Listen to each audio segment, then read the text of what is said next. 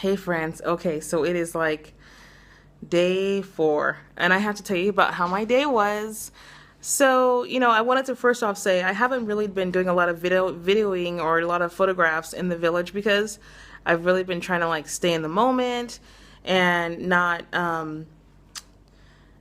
be walking around taking a bunch of pictures when I'm trying to engage in the process, the people, that kind of stuff. So, basically today we moved more concrete.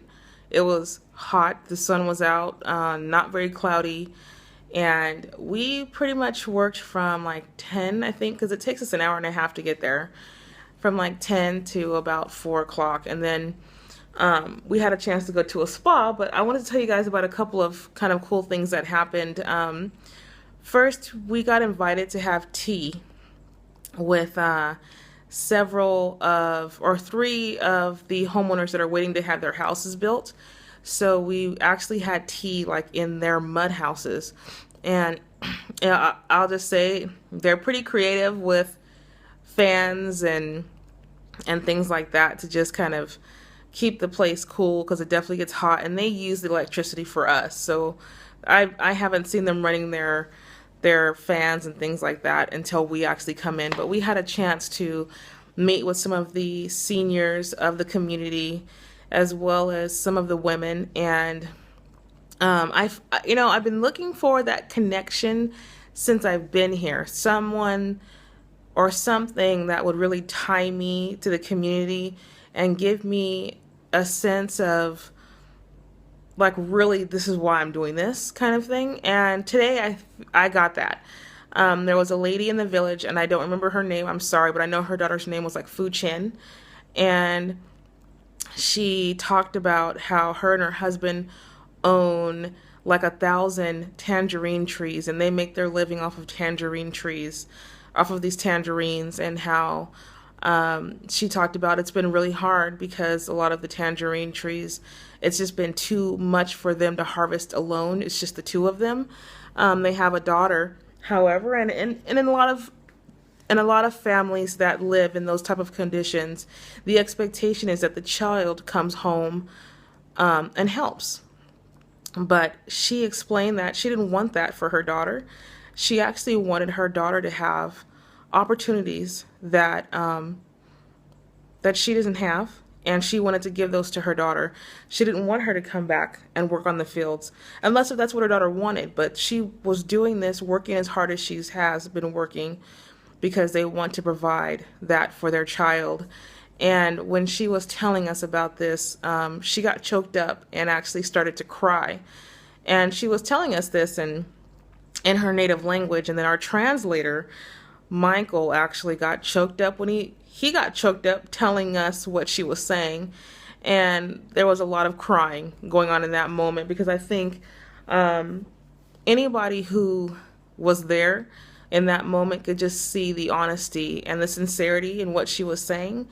Also, as a parent, and this is where she got me, is we make sacrifices for our kids when we want to give them something that we didn't have. We may go about it sometimes the wrong way, not always do it the right way, but at the end of the day, that's my goal. My goal is to give my child opportunities that I did not have. We didn't grow up rich. We didn't grow up dirt poor, but we definitely grew. My mom, she scraped like a dog to make sure that we could do the things she couldn't. I did cheerleading, I did track. I mean, I did a lot of stuff that my mom would have never even been able to do. And I saw that in this woman. I saw the hard work, the tenacity, and just the fearlessness, like to say, I don't want her to come home. I'd rather let these trees die than have her come back here and do this. So that was a very special moment. Her and I actually hugged and took a picture together, which I'll post on Facebook once the person who took it sends it to me. I didn't use my phone for it. And, that was like that connection I was needing to really say, this is what we're doing this. Another thing that happened today in the village as well was I got a chance to sit with two of the excuse me, women in that community. And they both were hilarious. Like, the one of them does fantastic body language. And this lady was sitting next to me, pointing across the driveway at another woman, and she just started making these mean faces and like punching and like basically telling me she does not like her. So we got a translator, and the translator came over and told us, oh no, she does not like that woman. And she said, do not go and visit her house because it's not good. And she said her teeth are all falling out because she eats too much. Anyways, so it was very hilarious, to say the least. But tomorrow we're going to get a chance to go sit with some of the other senior elder women, and hopefully I'll get a chance to get some pictures, but I may not, because to be honest with you, it's just been nice to put the camera down and really just engage with these people and not be worried about capturing that special moment, because I won't get those back again. So that was really cool. I would say some of the things that have been a little interesting is the work. The women have came out and started to actually help with some things, cleaning up the concrete that we are working on and doing some other things. And the men are starting to kind of get involved. Although I'll have to say yesterday it was kind of frustrating when it was pouring raining and they were in there watching TV and we were like working our butts off in the rain. That was like, not the business, but that's what they do. So after we got a chance to work in the village until about 4, we actually headed up to some hot springs, and that was fantastic. They had spas. It was a hot spring spas. They actually had a couple of the pools that had the fish in them that you put your feet in, and the fish come and like bite off all the dirty, nasty skin. And I tried it the first time and I was screaming. I tried the Indonesian version first, which had the bigger fish, and I was like, I couldn't take it. It was just very weird, but I'll have to say, no lie, my feet are definitely smoother. We actually there was several jetted tubs, and there was a lounge that I got a chance to go in and sit and eat some crackers and have some coffee. And I ate so many of those crackers that the lady literally gave me a bag. Let me show it to you. This lady was like, this little greedy heifer in here eating up all of these crackers. So she gave me a bag of crackers and an apple. Maybe she was saying, when you're done eating this junk, start eating some apples. But anyways, that was kind of fun. So anyways, after that we went to dinner, had a fantastic dinner. It was all in an area that felt clean and fresh air. It wasn't there was no trash, because this was like a spa resort type of 5-star thing.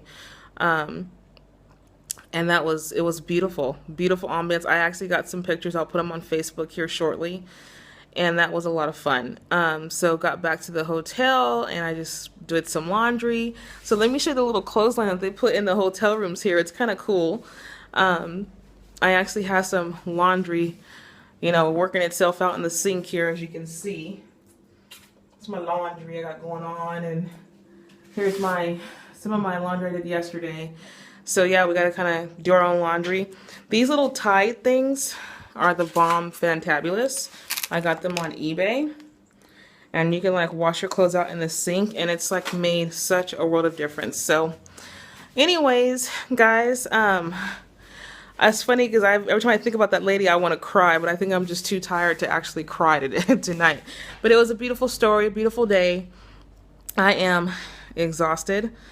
The work is intense and hot and grueling, but today was a nice treat and a break from the routine. And it's day 4. So I will let you guys know how it goes on day 5. Sorry for the long video, but a lot of stuff happened that I wanted to share. All right, anyways, have a blessed evening.